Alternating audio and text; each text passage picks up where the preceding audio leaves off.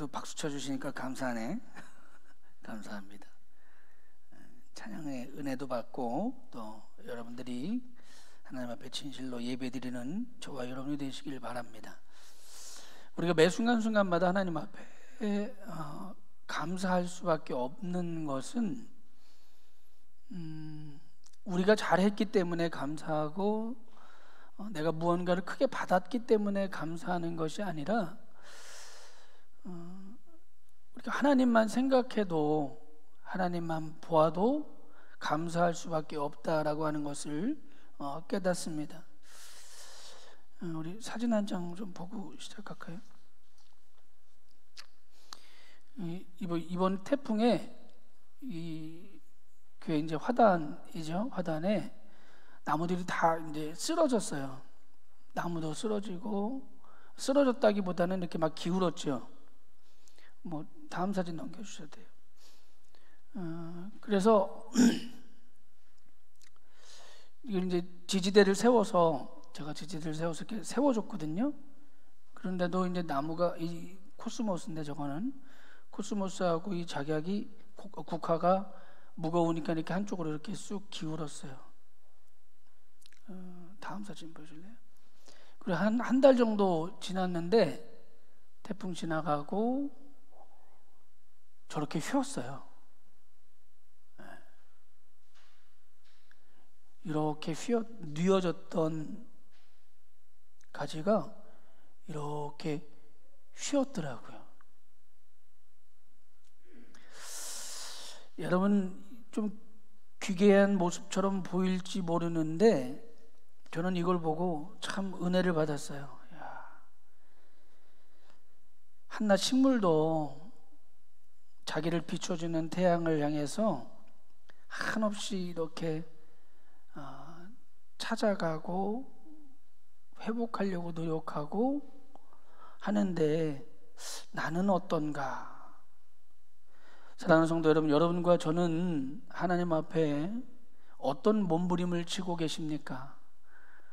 태풍과 같은 어려움이 온다 할지라도 혹은 그 어려움에 우리가 쓰러지거나 휘어서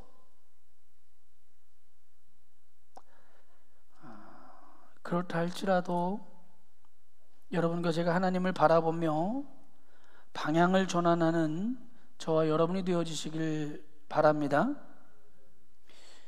이번 명절은 참 특이했죠. 고향도 못 가는 분들도 있었고 뭐 미리 갔다 오신 분들도 있지만 전례 없었던 비대면 추석을 보내는 시기가 아니었나 생각되어집니다. 아마 이런 날이 또다시 올까? 또다시 이런 추석이 올 수 있을까? 라고도 생각해보고 이런 날이 오지 않기를 정말 간절히 기도합니다. 우리가 요즘 계속해서 팔복에 대한 이야기를 하고 있는데 오늘 그 7번째 시간을 가지려고 합니다. 물론 복으로는 6번째 복입니다.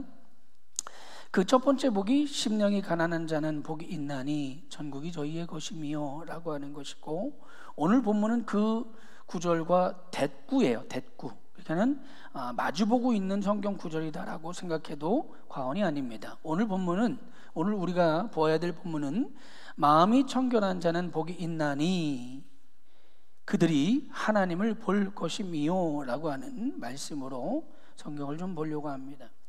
우리가 두 번째 날 이미 이 마음, 심령에 대한 이야기를 좀 했기 때문에 이 마음과 심령은 우리가 말씀을 좀 넘어가 보려고 합니다.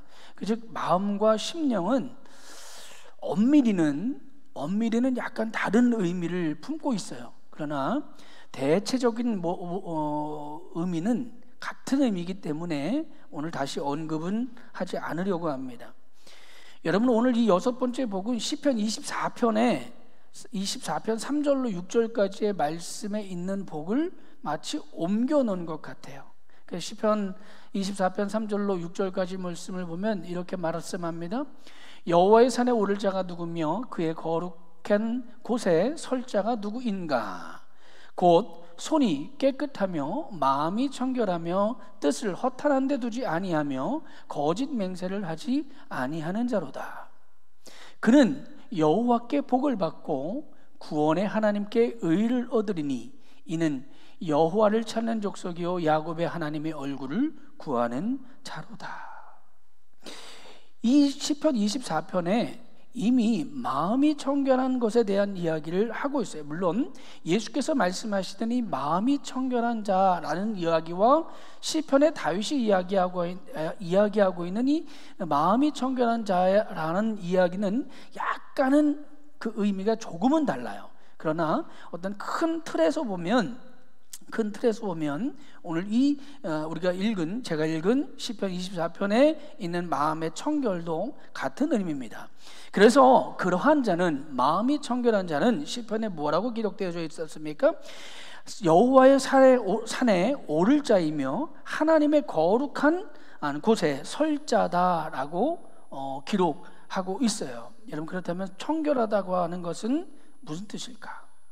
여러분, 청결하다라고 하는 뜻은 먼저 여러분 깨끗하다라고 하는 뜻이에요. 우리가 잘 알고 있는 것이기도 하겠지만 여러분 기본이기 때문에 이걸 넘어가려고 합니다. 깨끗하다라고 하는 것은 청결하다고 하는 것은 깨끗하다라고 하는 뜻이에요. 그런데 이 청결하다라고 하는 뜻 안에는 비우다라고 하는 뜻이 들어갑니다. 이 비우다라고 하는 뜻은 어떤 것을 그릇이나 아니면 무엇에서 그것을 없애는 것을 말하는 거거든요. 근데 더 정확히 말하면 성경에서 말하고 있는 청결, 이 비우다라고 하는 것은 내 안에 있는 것들을 제해버리는 것을 말해요. 즉 우리는 나 스스로를 제하는, 비우는 사람들이 되어져야 돼요. 그런데 우리가 제일 비우기 힘든 것들 중에 하나가 뭐냐면 나예요. 왜 그렇죠? 여러분, 내가 나를 비워야 되는 것을 분명히 알고 있음에도 불구하고 내가 비워지는 것이 제일 힘들어요. 왜? 내가 살고 있으니까. 내가 이 땅에 살고, 이 땅에 태어났고, 이 땅에 살고 있으니까. 그래서 나는 그렇게 생각하지 않는다라고 생각하지만 마치 세상이 나를 중심으로 해서 돌아가는 것처럼 생각되어지는 거예요. 그래서 내가 행하고, 내가 말하고, 내가 듣고, 내가 생각하는 그 모든 것들이 모든 것의 중심인 것처럼 보여질 때가 많다라는 거예요. 근데 성경은, 예수님은 우리에게 무엇라 말씀하시냐면 그것을 비우라고 말씀하시는 거예요. 나의 주인 되시는 분이 내가 아니라 오직 주님이시라고 하는 고백이 필요하다라는 거예요. 사도 바울은 로마서 13장 14절에 이렇게 말씀합니다. 오직 주 예수 그리스도로 옷 입고 정욕을 위하여 육신의 일을 도모하지 말라. 여러분, 사도 바울이 늘 강조하는 말씀 중에 하나가 뭐냐면 너희 안에 있는 것들을 제하여 버리라는 거예요. 너 스스로가 없애라는 거예요. 너희 겉에 두르고 있는 것들을 제하여 버리는 거예요. 즉 우리로 말하면 나에게 있는 것들, 나 중심적이었던 것들을 비워라 라고 사도 바울은 말해요. 또 한 가지 우리가 비워야 될 것이 있는데 그것은 세상과 욕심이에요. 이것도 마찬가지의 맥락입니다. 내가 나를 중심으로 살아가고 내가 어디에 살아가고 있냐면 세상을 살아가고 있다는 거예요. 전혀 동떨어진 이야기를 하는 게 아니에요. 내가 세상을 살아가고 있다는 거예요. 근데 내가 이 세상을 살아가다 보면 항상 보세요. 중심이 내가예요. 내가 세상을 살아가다 보면 누구의 욕구를 채워야 되냐면 나의 욕구를 채워야 돼요. 그래서 무엇이 생깁니까? 욕심이 생기는 거예요. 마태복음 13장에 가시떨기에 떨어지는 씨앗의 비유가 나오는데 주님은 이 세상에 속한 우리를 이렇게 비유하시는 거예요.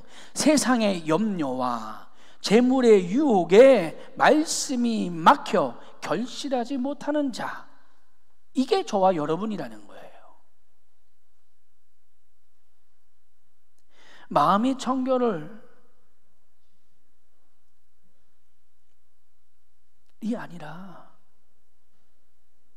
우리가 재물의 유혹이나 욕심에서 살아간다면 우리 안에는 열매가 맺을 수 없다라고 마태복음 13장은 이야기하고 있는 거예요. 청결의 또 하나의 의미는 어떤 의미냐면, 여러분, 키질을 하고, 키질을 아시죠? 여러분, 곡식을 알곡과 가라지로 걷어내는 이 키질을 하고 채로 쳐서 모든 결을 깨끗하게 제거해 버린 곡식, 이걸 청결하다라고 이야기합니다.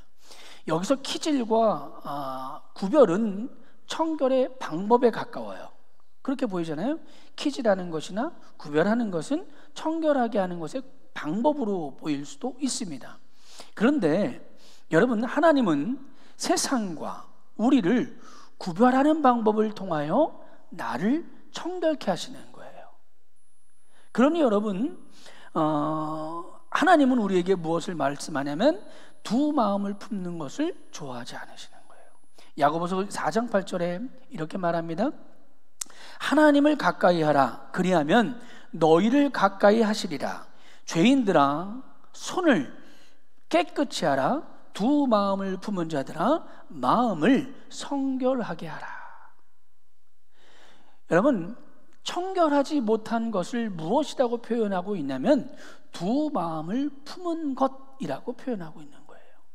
즉, 청결케 하는 자, 마음이 청결한 자는 복이 있나니 라고 하는 말씀을 나중에 이야기를 또 하게 좀 바꾸어 말하면 무슨 뜻이 되냐면, 너희가 두 마음을 품지 아니하는 자는 복이 있나니 라는 말씀으로 바꾸어도 된다라는 거예요.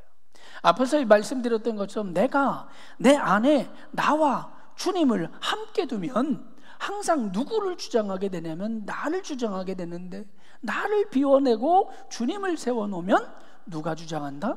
주님이 주장한다라는 거예요. 즉, 두 마음을 품는 것, 야고보서 기자가 말했던 것처럼 두 마음을 품는 자들, 너희들은 성결해야 된다, 청결해야 된다라고 야고보는 말하는 거예요. 청결은 하나님을 가까이 하는 것이며 우리의 손에 매 순간순간마다 우리의 손을 씻는 거예요. 우리의 마음을 매 순간마다 씻는 것이며, 우리가 두 마음을 품지 않을 때 하나님은 우리를 당신의 거룩한 예물로 받으시는 것인 줄 믿으시길 바랍니다. 그러기 위해서 우리 주님은 키질도 하고 연단도 하는 거예요. 하나님 왜 나를 연단시키십니까? 베드로전서 1장 7절에 이렇게 말씀하지 않으십니까? 너희 믿음의 확실함은 불로 연단하여도 없어질 금보다 더 귀하여 예수 그리스도께서 나타나실 때에 칭찬과 영광과 존귀를 얻게 하실 것이라. 여러분, 우리는 말씀을 볼 때 항상 초점을 어디에 두냐면 칭찬과 영광과 존귀를 받을 때 초점을 두어요. 그런데 여러분과 저의 삶은 어디에 있냐면 불로 연단하여도 라고 하는 것에 멈춘다라는 거예요. 그래서 우리가 힘들고 어려우면 늘 우리가 연단받고 환난받고 어려움을 받는다라고 생각한다는 거예요. 열매는 달고 좋지만 그 열매를 얻기 위한 과정이 너무 힘들다라고 고백하는 거예요. 또 로마서 5장 3절과 4절은 이렇게 말해요. 다만 이뿐만 아니라 우리가 환난 중에도 즐거워하나니 이는 환난은 인내를, 인내는 연단을, 연단은 소망을 이루는 줄 알미로라.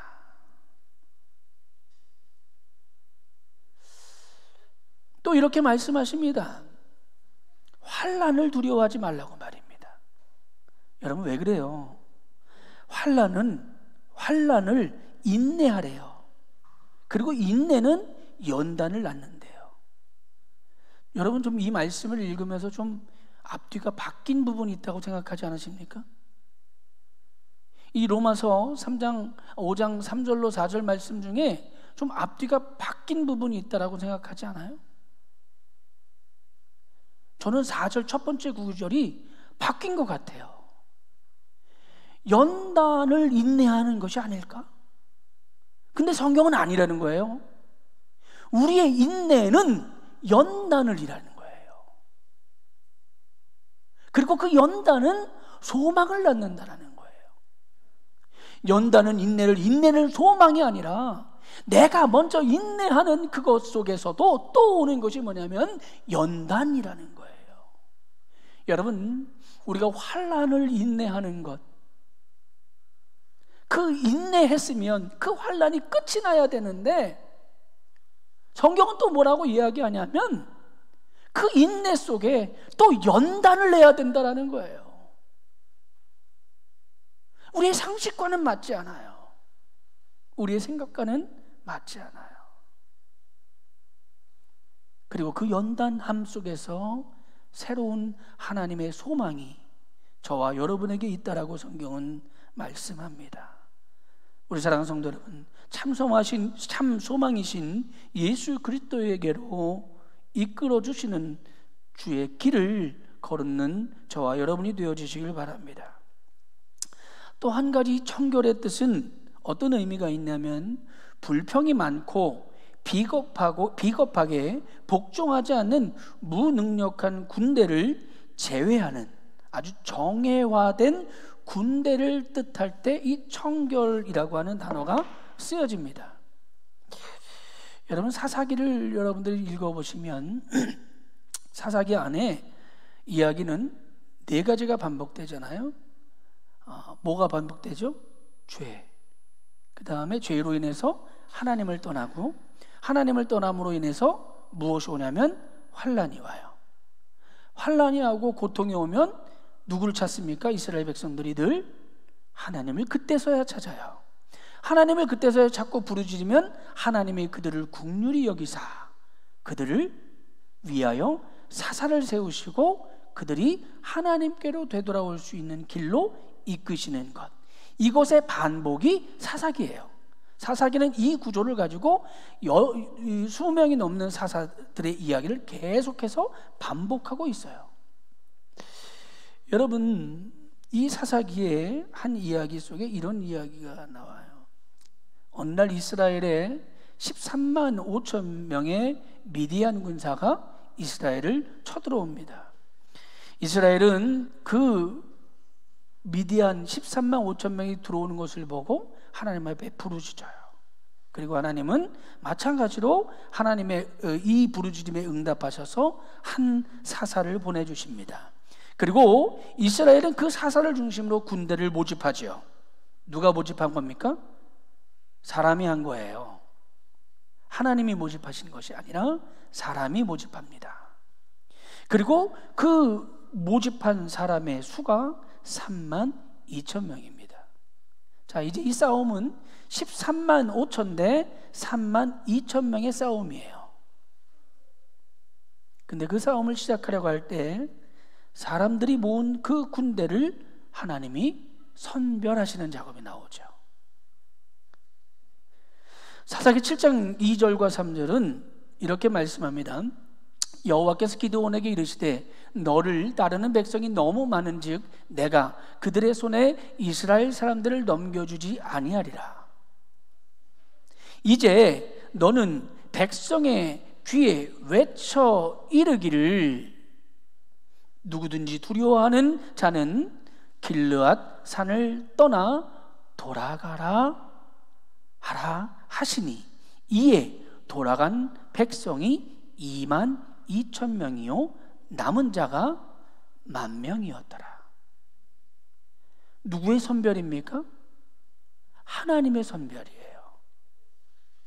여러분, 사람이 모은 수는 3만 2천 명이었지만 하나님은 그것이 많다 여기시고 그것을 구별하시는 거예요. 선별하시고 청결케 하여 가시는 거예요. 그러나 하나님은요, 이 13만 5천 대 3만 2천의 싸움도 마음대로 하지 않으셨던 이 하나님은 13만 5천 대 10,000명의 싸움조차도 마음에 들어 하지 않으셔요. 그래서 다시 4절에 이렇게 말씀하십니다. 여호와께서 또 기드온에게 이르시되, 누가 말씀합니까? 여호와께서 말씀하시는 거예요. 여호와께서 또 기드온에게 이르시되 백성이 아직도 많으니 그들을 인도하여 물가로 내려가라. 거기서 내가 너를 위하여 그들을 시험하리라.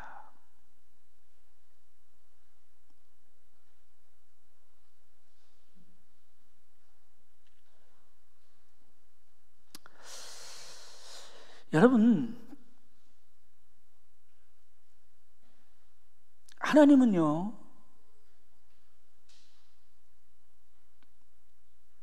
우리의 기준과 전혀 다르신 선별을 해나가요. 하나님 32,000명도 안 돼요. 이것도 부족해요 라고 하는 것이 우리의 생각이고, 하나님 여기서 22,000명을 빼면 어떡하란 말입니까? 여러분, 이것도 하나님의 생각이신 거예요. 우리는 늘 말하기를 마음이 청결한 자는 복이 있나니 라고 말하면서 내 안에 있는 것들 중에 어느 순간엔 하나님이 너 안에 있는 22,000을 제거해 라고 말씀하셔도 하나님 제발 이것만큼은 좀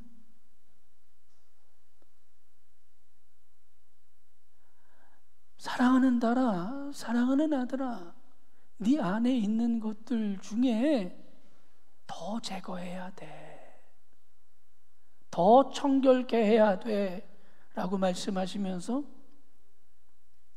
시험에 남은 자가 300명이 되었을 뿐일 때 우리는 어떤 생각을 갖냐면 하나님 이것 가지고 뭘 합니까?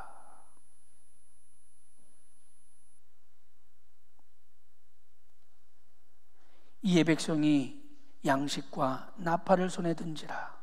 기드온이 이스라엘 모든 백성을 각각 그 장막으로 돌려보내고 그 300명은 머물게 하니라. 미디안 진영은 골짜기 가운데 있었더라. 여러분, 이건 싸울 사람을 선별하는 작업이 아니에요. 생각을 해보세요. 여러분, 13만 5천 대 300명의 싸움이 말이 됩니까? 하나님이 싸울 자를 선별하시는 게 아니에요. 하나님은 자신의 군대, 즉 자신의 일꾼을 선별하기를 원하시는 거예요. 그리고 그 300명의 군대가 다른 것을 보는 것이 아니라 오직 하나님만을 바라보는, 다시 바꾸어 말하면 하나님을 대면하여 볼 수 있는 사람을 선별하시는 거예요.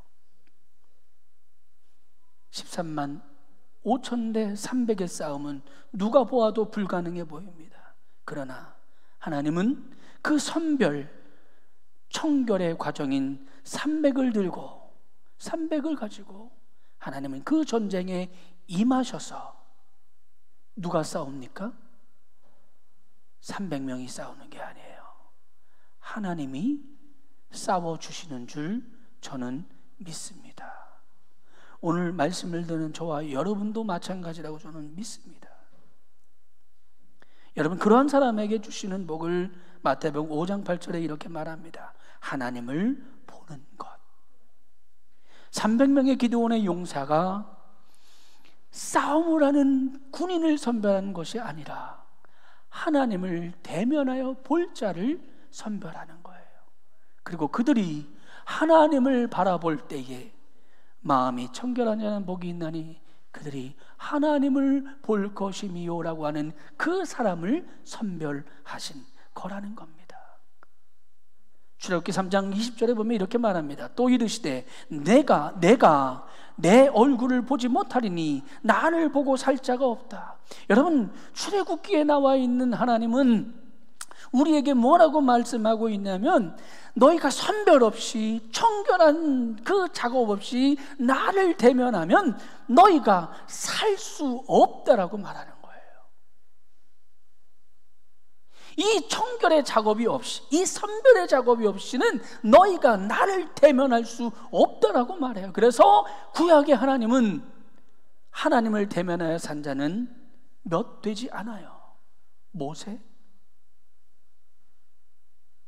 우리가 알고 있는 모세 정도? 그 모세조차도 가리움을 가고 하나님을 봐요. 그런데 이 선별의 기준이 바뀌는 거예요. 32,000명에서 10,000명으로 줄었을 때는 두려움이었고, 10,000명에서 300명으로 줄었을 때는 하나님의 시험이었어요. 그런데 이제 이 조건이 달라졌다라는 거예요.